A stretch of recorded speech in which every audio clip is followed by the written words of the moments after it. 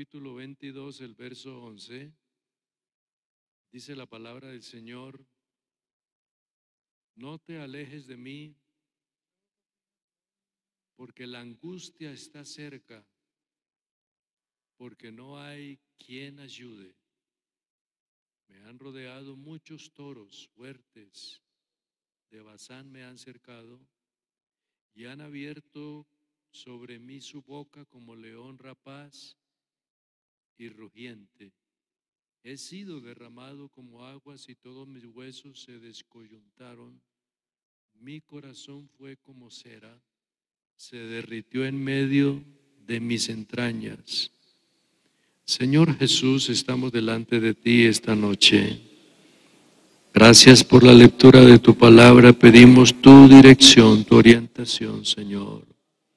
Guíanos una vez más, dependemos de ti, esperamos en ti. Por favor, Señor, manifiéstate. Rescata a un perdido esta noche, un pecador, que alguien te conozca, o aquí o fuera de aquí, Señor, en las redes sociales, o aquí con nosotros.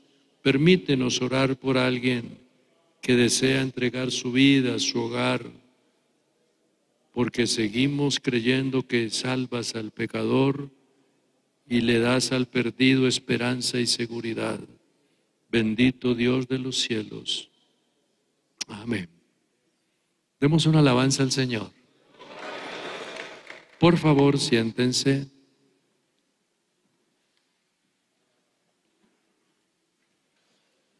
Estaba pensando al cantar este himno, que es uno de los himnos muy antiguos.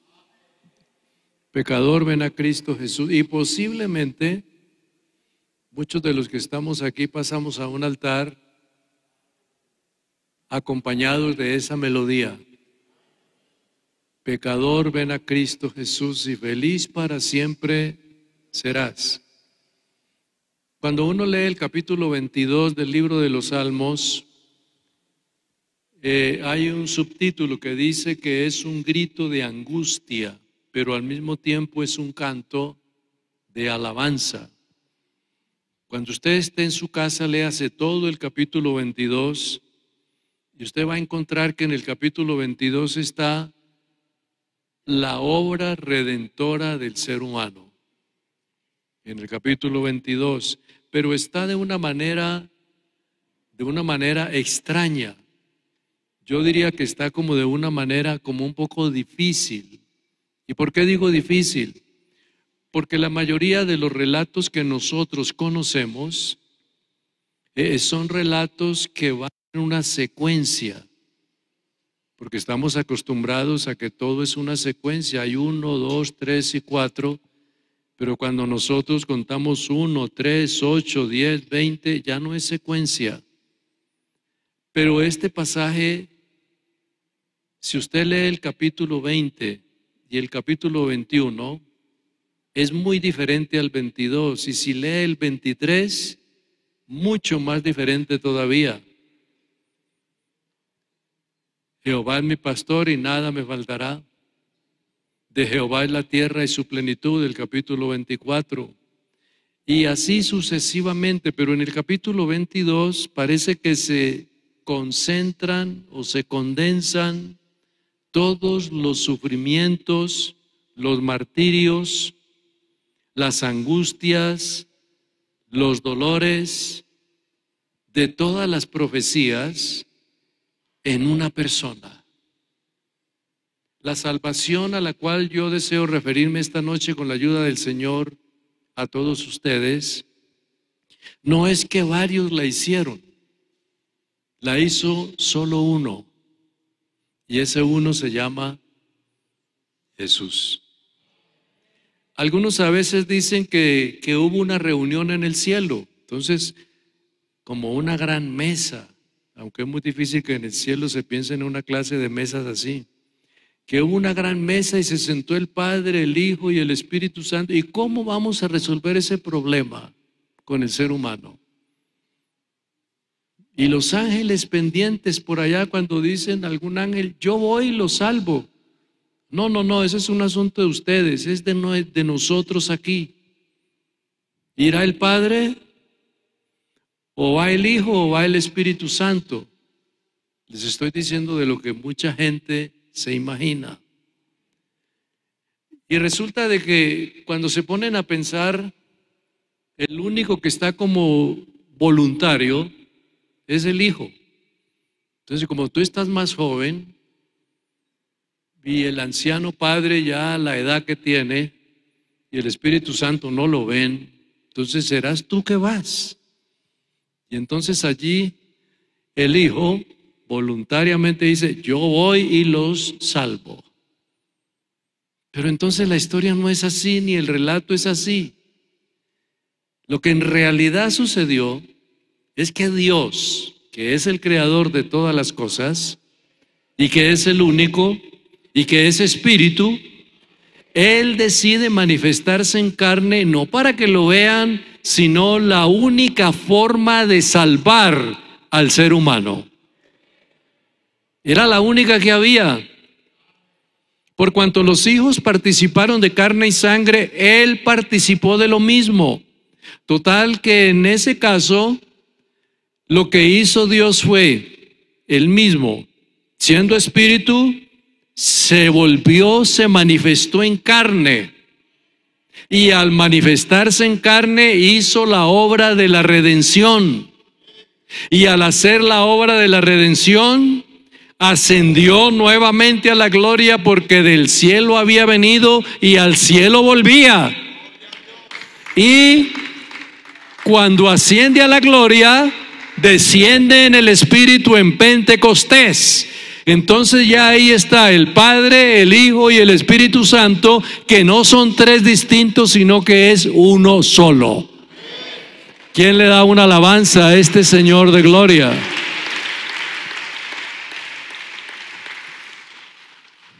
Lo que pasa, mis hermanos y amigos, es que Dios manifestarse en carne, o cuando dice San Juan capítulo 1, el verbo de Dios se hizo carne y habitó entre nosotros, y vimos su gloria, gloria como del unigénito del Padre, lleno de gracia y de verdad, no es simplemente la lectura, sino es el logos, lo que no se veía toma forma humana.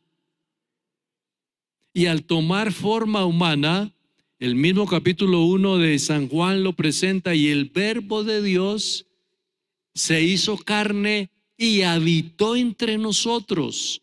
O sea que el milagro divino que Dios hizo es que se manifiesta como un ser humano, estatura, color, tamaño, piel, huesos, cabello, dientes, ojos, todo, pero sin pecado. Entonces ahí el Dios en ese cuerpo afronta la cantidad de situaciones de un ser humano. Y cuando uno mira lo que Jesús pasa o atraviesa o afronta en sus momentos de angustia y de dolor, es Dios manifestado en carne que vive todo eso, pero lo que muere es la carne, no el espíritu, porque Dios es espíritu y Dios nunca morirá porque Él es espíritu y es omnipotente siempre. Ahora, cuando se habla en el capítulo 22, ya el Mesías, esa manifestación humana a la cual vamos a referirnos con la ayuda del Señor, esa manifestación humana siente angustia, dolor, tristeza, pesar, se siente angustiado, desesperado, aborrecido, maltratado, golpeado, escarnecido, todo, porque eso fue lo que hicieron con el cuerpo de Jesús.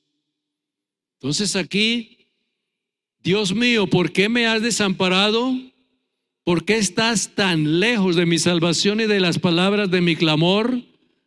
¿Por qué me has desamparado? Y si usted analiza en los evangelios, San Mateo, San Marcos, San Lucas y San Juan, que está la crucifixión, esa palabrita aparece en todos cuatro: Padre, ¿por qué me has desamparado? Ahora, cuando sigue diciendo acá, en ese mismo capítulo, el verso que leíamos, no te alejes de mí porque la angustia está cerca y no hay quien ayude. Ese verso 11, leyéndolo detenidamente, nos lleva al Getsemaní.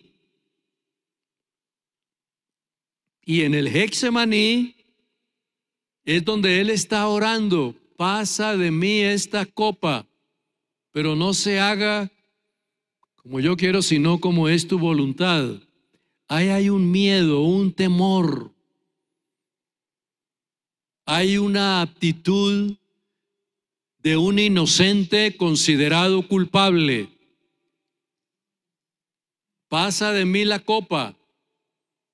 O sea, parece que él quiere decir allí: ¿por qué yo, que no he hecho nada, debo de morir por los que sí hicieron el daño? Pero si en los planes divinos está eso así, pasa de mí la copa y no se haga como yo, sino como tú. Pero reacciona él mismo y dice más adelante: pero para eso he venido en esta hora. Entonces él reacciona. En su miedo reacciona, porque no es un miedo tanto a la muerte, sino a afrontar una situación que cualquiera no la afronta.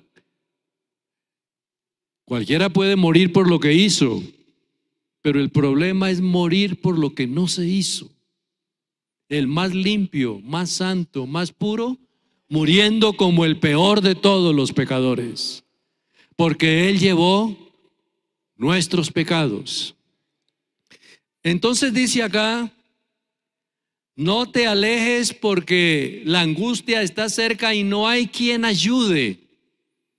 Cuando él está en Getsemaní y se acerca Judas y algunos que están ya listos para entregarlo, entonces parece que según el contrato que había hecho Judas, dice: al que yo me le acerque y le bese en la mejilla, ese es.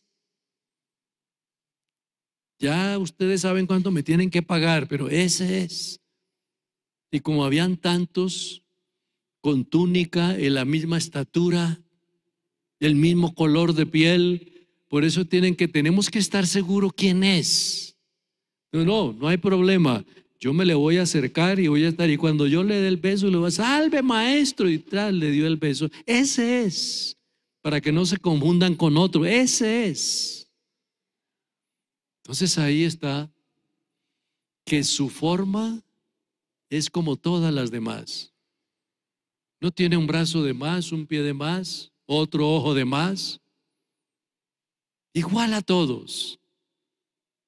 Pero entonces aquí hay algo bien interesante. Cuando lo entregan y se forma ese disturbio, ustedes conocen la historia, que se van yendo y ¿quién queda solo? Jesús.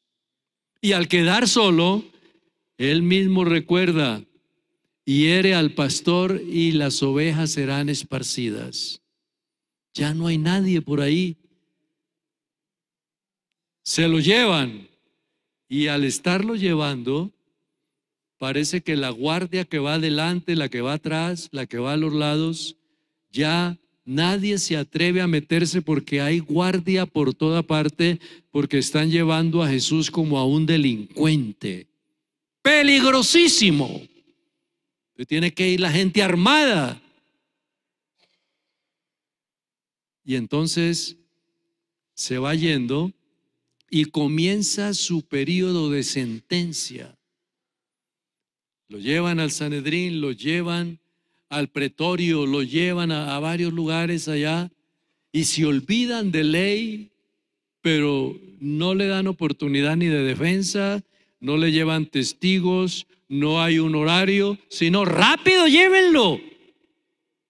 Rápido, porque él dijo que iba a destruir el templo, y ya tenemos testigos que es una persona sublevada, delincuente. Y resulta que no era así. hablaba de su cuerpo que sería escarnecido, pero no hablaba de ese templo grande que duró más de 40 años, la reconstrucción.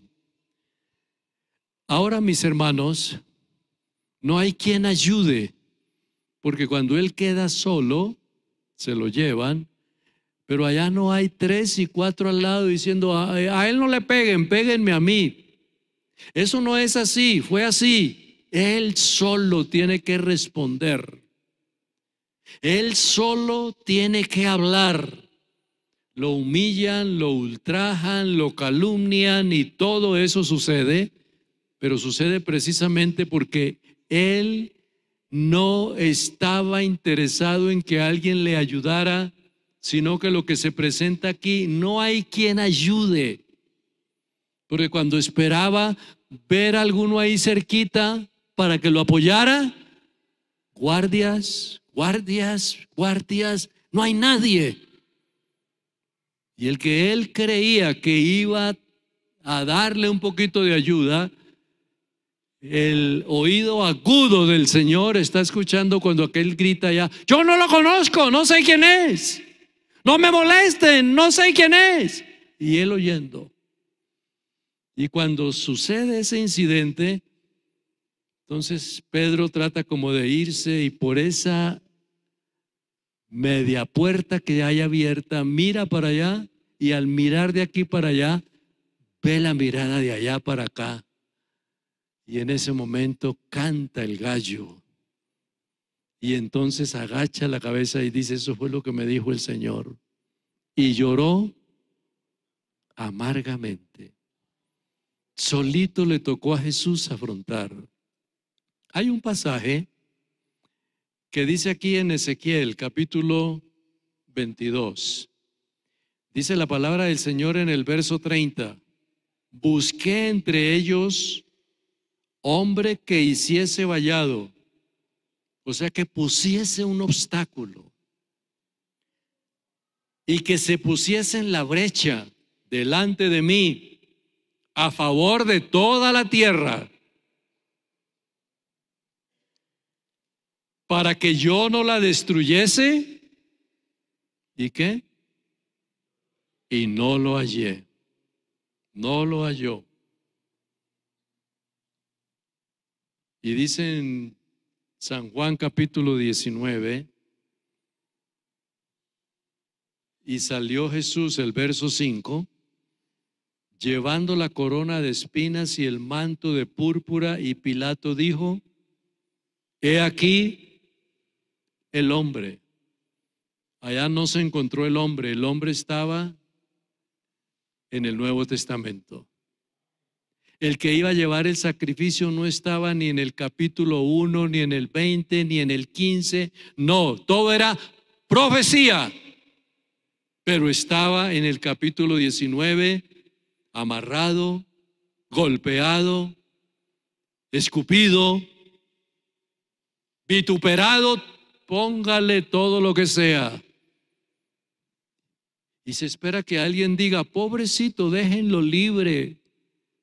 No, lo que dicen es que muera, que sea crucificado.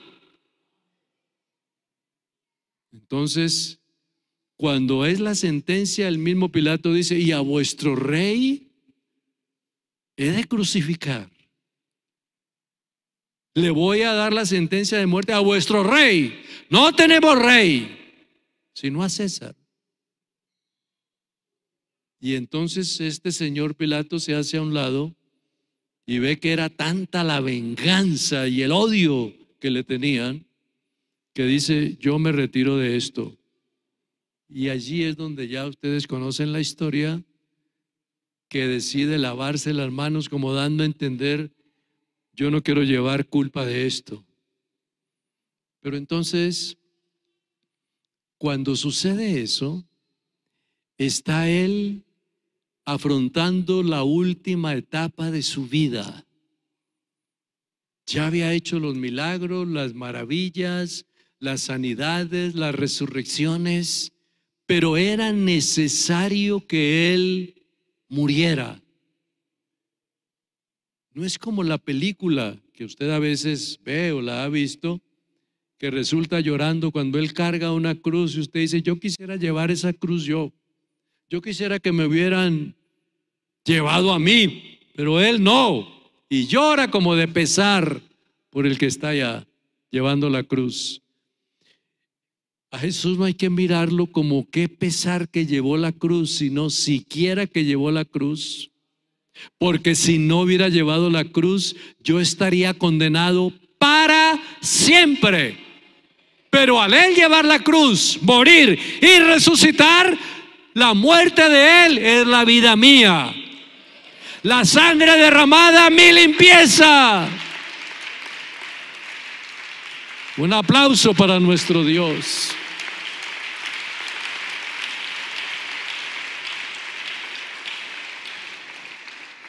No hay quien ayude.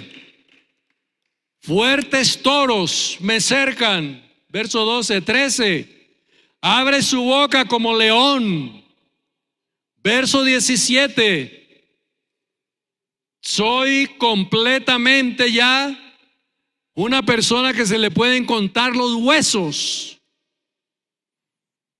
Verso 30 y 31 habla de la posteridad. Cuando uno va leyendo el capítulo 22 y el verso 30 en adelante dice, la posteridad le servirá y será contado de Jehová hasta la postrera generación. Vendrán y anunciarán tu justicia, y pueblo no nacido anunciarán que él hizo esto. Nosotros no hemos nacido todavía, ni usted, ni yo, ni papá, ni mamá. Y esto fue en el siglo I y hoy lo estamos proclamando, cumpliéndose lo que dice allá. Yo quiero invitarles a esto entonces. Si la situación se presenta de esa manera, entonces el Salmo 102, 17, por cierto es del 17 al 20, miren lo que dice. Y dice que habrá considerado la oración de los desvalidos, no habrá desechado el ruego de ellos. Se escribirá esto para la generación venidera, y el pueblo que está por nacer alabará a Jehová. Porque miró desde lo alto de su santuario. Jehová miró desde los cielos a la tierra para oír el gemido de los presos y para soltar a los sentenciados a muerte. Me llama la atención a mí un pasaje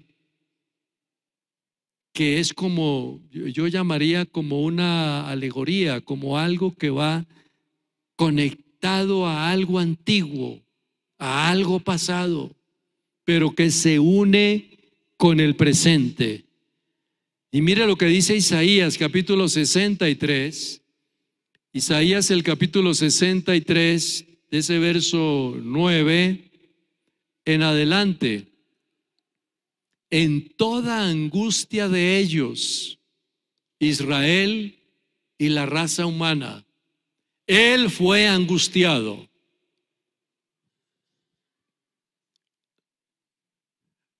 Que a usted lo han traicionado, a él también. Que de usted se han burlado, de él también. Que le sacaron una calumnia a usted, a él también. Que quisieron matarlo de diferente forma, a usted, a él también. El mejor amigo le dio la espalda y casi un puntapié, a usted, a él también. Toda angustia del ser humano él la vivió. Todo dolor, toda tristeza, todo pesar. ¿Qué tal que él nunca hubiera llorado? Parece insensible. Por eso es como de otro planeta, porque aquí los humanos lloramos. Él lloró. Tomó agua. Se cansó. Comió. Se quedó en una barca, se quedó en una cama, se quedó en el piso. Estuvo de noche orando, de día orando, estuvo en un lugar ayunando. Satanás lo atacó como lo ataca a usted, lo atacó a él. Todo lo afronta. Pero ¿sabe? Todo lo venció. Dele un aplauso a ese Dios todopoderoso. Todo lo venció. Oh, en toda angustia de ellos, Él fue angustiado, y el ángel de su faz los salvó. En su amor y su clemencia los redimió, los trajo y los levantó todos los días de la antigüedad. O sea que este Dios que nosotros tenemos haciendo la obra de la salvación no nos deja postrados. Nos levanta. Jehová levanta del polvo al pobre, al angustiado, al cansado, al adolorido, al que no encuentra alternativa, solución. Ahí aparece Él.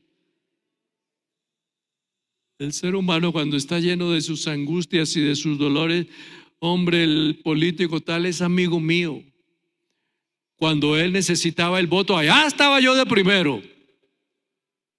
Y resulta que fue, dio el voto, hizo propaganda, fue y vino y todo. Y cuando ese señor ya tiene su cargo, oye, a ver si hay un trabajito para... ¿Y usted quién es? Trabajo ahora no hay. ¿Quién es usted? Ya no lo conoce. Ya ni sabe quién es. Pero hay uno que siempre nos conoce y no nos da la espalda y nos ayuda continuamente. Yo quiero que usted diga cómo se llama. Jesús, y a su nombre sea la gloria.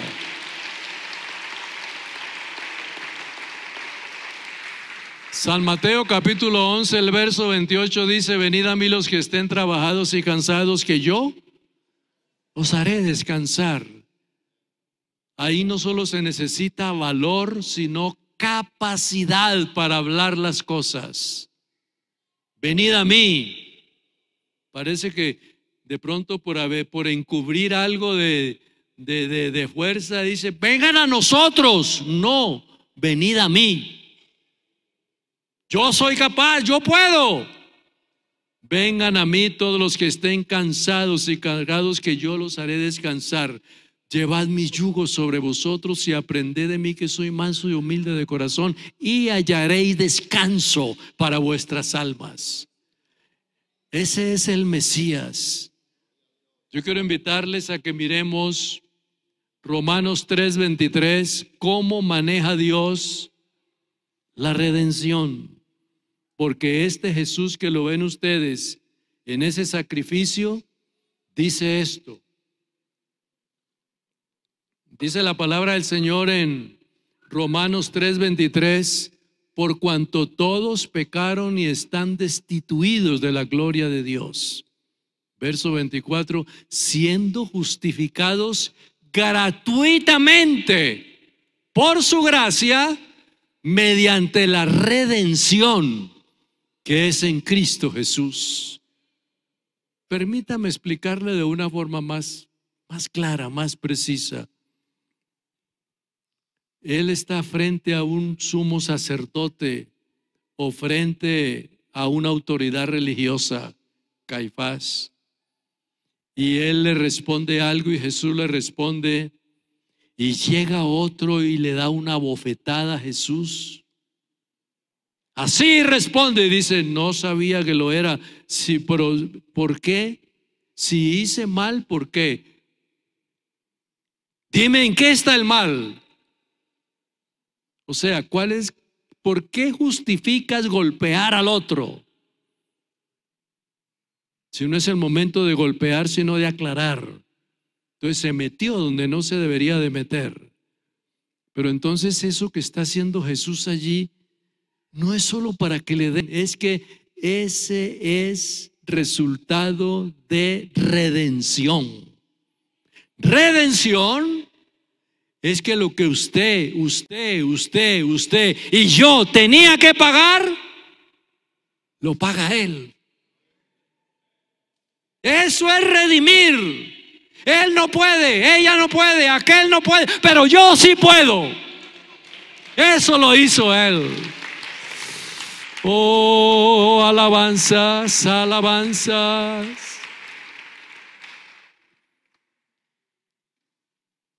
Dice Lucas 23:41 que el malo fue el que dio testimonio de Jesús. Digo, el bueno fue el que dio testimonio y el malo se burlaba. Dice la palabra del Señor 23:41 de San Lucas. Nosotros a la verdad padecemos lo que recibimos, lo que merecieron nuestros hechos, pero ningún mal hizo. Porque el justo por los injustos murió para llevarnos a Dios. Yo quisiera que los amigos comprendieran en esta noche que precisamente el capítulo 5 y el verso 18 y 19 nos lleva a entender por qué Jesús hizo lo que hizo y para qué lo hizo. Dice la palabra del Señor en Romanos capítulo 5, Romanos capítulo 5, el verso 18. Así que por la transgresión de uno vino la condenación a todos los hombres, de la misma manera por la justicia de uno todos los hombres vendrá la justificación para vida. Verso 19. Así como por la desobediencia de un hombre los muchos fueron constituidos pecadores, hablando allá de Adán y Eva, pecadores, así también nosotros por la obediencia de uno somos constituidos justos. Esto se llama justificación. Justificación. La justificación es que si la autoridad llega a usted con todo el peso de la ley, al fin te capturamos. La sentencia ya está, la muerte. Al fin te capturamos, ven rápido. Y se lo llevan. Y cuando están allá, dicen, ¿ustedes qué están haciendo con él? Este es el criminal, este es el asesino, debe de morir. Y resulta que él dice, no, el malo soy yo, él es el bueno. ¿Cómo que? Sí, yo fui el que cometí, yo estuve esa noche, yo hice aquello, yo hice lo otro, no es él. Tómenme preso a mí. Y paga el justo por el injusto. Justificación.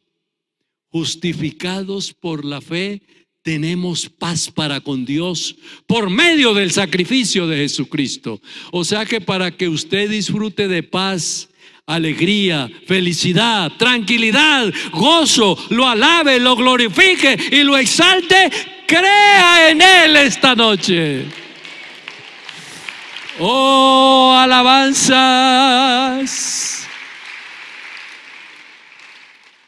Hay cosas tan extrañas en la vida y esta es una. Yo a veces me he preguntado, porque a mí me pasó. Yo pasé a un altar lleno de toda inmundicia y pecado. Pensaba mal, hablaba mal, actuaba mal. Casi era como una piltraja humana. Ni deseo de vivir ni nada. Y tenía 14 años, 15. ¿Qué me esperaba? Pero cuando yo pasé a un altar y escuché ese predicador. Yo vine y me arrodillé 15 minutos, media hora, una hora, y yo tirado ahí. Cuando yo me levanté, la mayoría se habían ido ahí en el pueblito, ahí donde estaban. Y estaba por ahí el predicador y otra señora. ¡Ay, joven! ¿Cómo se siente? ¿Cómo me siento? Me siento extraño. Me siento livianito. El que se acabó de arrodillar era uno.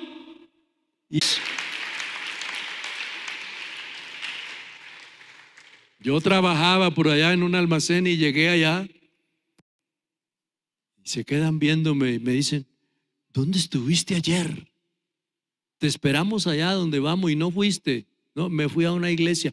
¿Una iglesia? ¿Cómo así? Sí, una iglesia. Yo sí veo que viniste como raro, como extraño. Como que algo te pasó. Le digo, sí me pasó. Y había uno por ahí que era como un enemigo mío, de esos que uno se mantenía pues como deseándole lo malo. Y me paro acá y le hago una seña y me río, y él mira para otra parte a ver si era otro. Digo, no, eres tú. Me estoy riendo contigo, te estoy saludando a ti. Y se viene y me dice, Reinel, ¿qué te pasó? ¿Qué sucedió? Es que anoche conocí a Jesucristo.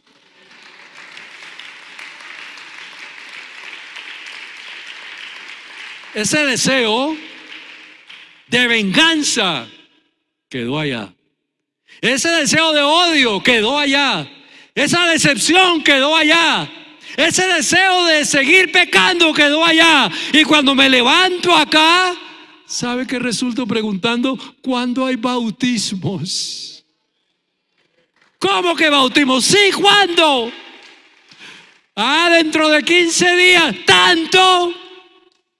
Yo quiero bautizarme antes, porque el que acabé de conocer en el altar es maravilloso, es único, es grande, es poderoso, es redentor, es salvador. Oh, adorado, adorado. Yo les quiero invitar esta noche a algo.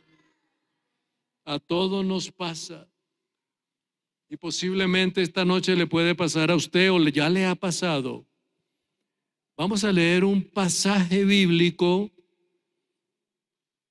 y vamos a ver la mente humana cómo es de rápida.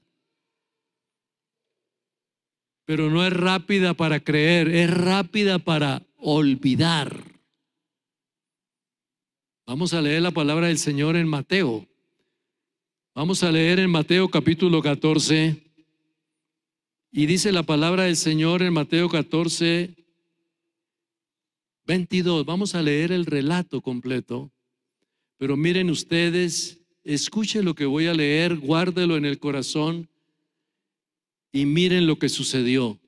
Enseguida Jesús hizo a sus discípulos entrar en la barca y él ir a otra parte de la ribera, entre tanto que él despedía a la multitud. Por ejemplo, están aquí a la orilla del mar y él está acá y le dice, váyanse que ya nos vemos después, váyanse. Y sigue aquí y ellos se van. Eso es lo que se presenta acá. Y despide la multitud, verso 23. Despedida la multitud, subió al monte a orar aparte, y cuando llegó la noche estaba solo donde ellos lo habían dejado. Verso 23. Y ya la barca, ¿qué? Estaba en medio del mar, azotada por las olas, porque el viento era contrario. Mas a la cuarta vigilia de la noche Jesús vino a ellos andando sobre el mar. ¿Cuál? el que los había despedido: váyanse que ahora nos vemos, váyanse que yo me quedo acá, vayan para allá. Y cuando están allá en la angustia, ni siquiera lo conocen. Verso 26: los discípulos, viéndole andar sobre el mar, se turbaron. Es un fantasma. Dieron voces de miedo. Pero enseguida Jesús les habló diciendo: tengan ánimo, yo soy, no teman. ¿Cómo es que habiéndolo tenido, andando con Él, comiendo con Él, Él diciéndoles vayan, nos vemos, y después no lo conocen allá en el mar? Porque hay personas que reciben un milagro, un favor, una ayuda, y después dicen: ¿cuál es el Dios de ustedes? ¿Cómo se llama ese Dios? ¿El bautismo es en nombre de quién? ¿Con quién es? Y habiendo recibido beneficios, enseguida les dijo: yo soy. Y Pedro dice: si tú eres, manda que yo vaya sobre ti. Seguía con la incertidumbre. Ven. Y descendiendo Pedro de la barca, andaba sobre las aguas para ir a Jesús. Pero al ver el fuerte viento, tuvo miedo y comenzó a hundirse, y dio voces diciendo: sálvame. Al momento Jesús, extendiendo la mano, asió de él y le dijo: hombre de poca fe, ¿por qué dudaste? Y cuando ellos subieron en la barca, se calmó el viento. Y mire lo que ya vinieron a entender después. Entonces los que estaban en la barca vinieron y le adoraron, diciendo: verdaderamente este es Hijo de Dios. ¿Por qué no lo conocieron primero, sino que tuvieron que ver un milagro para conocerlo después? Si el principal milagro es tenerlo a Él. Si el principal milagro es tener la vida. Yo diría que el principal milagro que hay es la salvación del alma. Estén en pie, por favor.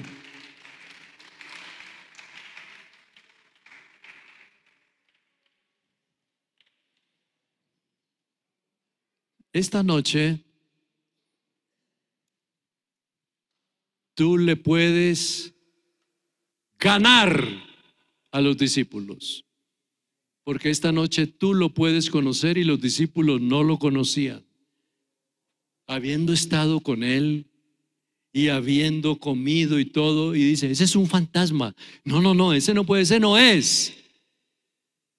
Pero tú puedes conocer a Jesús esta noche y nunca vas a olvidar que es el único Dios verdadero que puede salvarte. Ese es el verdadero Mesías. Ese es el verdadero Dios. Yo quisiera esta noche hacer una invitación a este altar. Yo quiero invitar al que desee acercarse.